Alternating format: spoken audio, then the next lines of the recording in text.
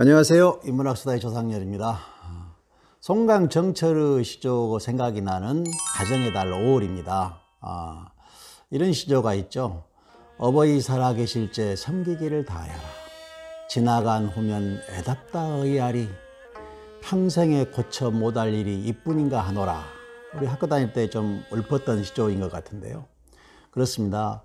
어버이는 기다려주지 않죠. 우리 자식들의 효도를. 그래서 나온 말이 자욕양이 진부대, 수욕양이 풍부지, 그런 말이 나오잖아요. 나무는 고요 있고자 하여도 바람이 멈춰주잖아요. 그러니까 이것이 바람 때문에 흔들릴 수밖에 없는 나무이듯이 부모님도 이렇게 좀 오랫동안 살아주셨으면 좋겠는데 자식의 바람과 달리 부모님은 또 나이 들어서 돌아가시고 말거든요. 그래서 자식은 봉양하고자 하나 부모는 기다려주지 않는다 해서 자욕양이 친부대라는 그런 유명한 기절이 있지요. 그래서 살아계실 때에 정성을 다하는 것이 효가 아닌가 싶은데요. 사실 효도 효자를 또 풀어보면 또 재미가 있어요. 이 효도 효자는 늙을 노자가 이렇게 쓰잖아요.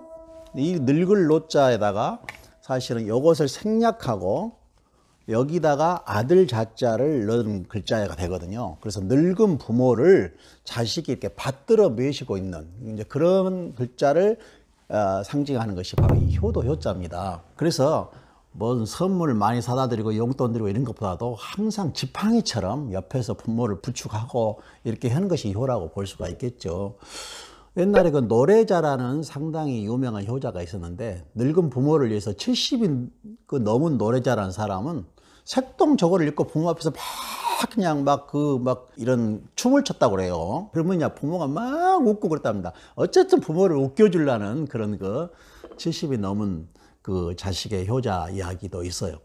또 한나라 때 그 설원이라는 책에 보면은 거기 보면은 백유라는 사람이 있었는데 이 백유라는 사람이 나이가 많이 먹어가지고 부모한테 매를 한번 맞은 적이 있었어요. 그런데 갑자기 막 우는 거예요. 그래서 이제 그 백유 어머니가 백유에게 물었습니다. 백유야, 너 예전에는 너 매 맞을 때 울지 않더니 왜 오늘 매를 맞으면서 우느냐? 그러니까 어머니, 예전에 제가 매를 맞을 때는 어머니 매가 매우 아팠습니다. 그것은 어머니가 힘이 있다는 얘기거든요.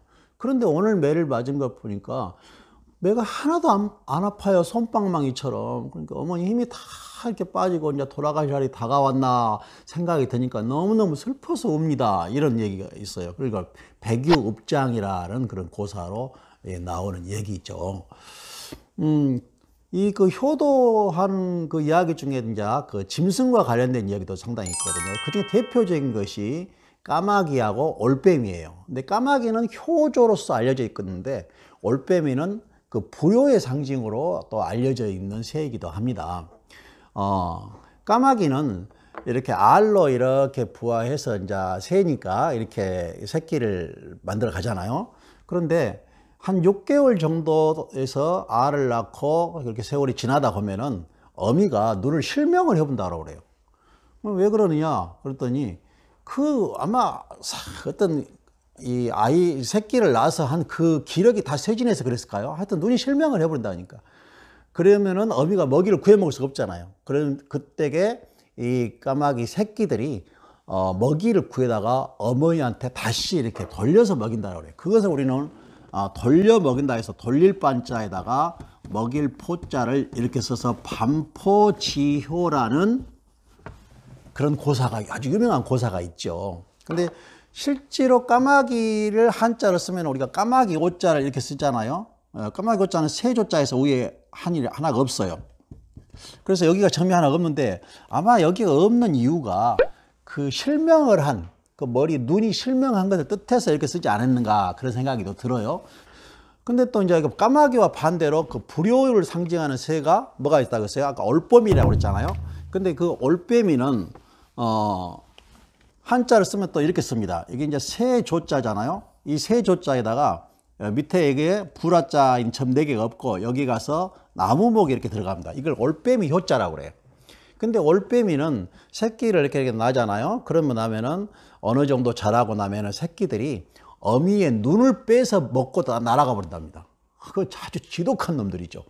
그래서 올빼미는 아주 불효의 상징으로서 알려져 있고 사람들이 그 불효한 새를 갖다가 미워해서 국을 끓여 먹기도 하고 또 그 머리는 갖다가 잘라가지고 나무에다가 이렇게 매달아 버려요. 그래서 올빼미 머리를 나무에다가 매달았다. 그래서 그 형벌을 갖다가 우리는 효수라고 하거든요. 효수. 우리 사극 같은 거 보면은 뭐 죄수의 목을 쳐서 저 높은 나무에 효수하라 뭐 그런 말 있잖아요. 효수. 그 효수란 말이 이렇게 나오는 겁니다.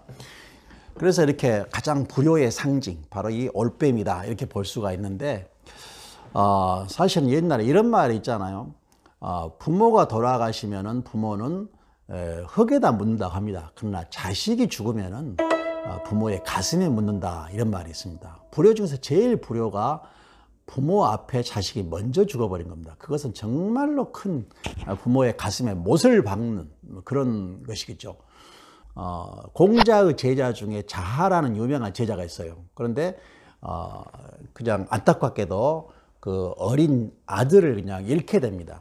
그래서 아들을 잃고 나서 그냥 너무너무 상심이 컸어요. 그래서 그냥 가슴에 묻고 날마다 그냥 자식이 그냥 그립고 또 저 불쌍해서 이제 웁니다. 그랬더니 그냥 눈이 그냥 자하라는 사람이 그 눈이 그냥 실명을 해버린 거예요. 그래서 그 자식을 잃은 그 슬픔, 그 불효의 상징을 우리는 상명지통이라 해서 쓰는데 잃을 상자가 있죠. 그리고 명자는 밝을 명자. 그래서 상명지통이라는 그런 고사가 있습니다.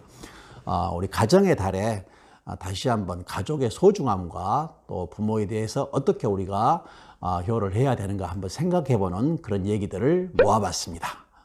감사합니다.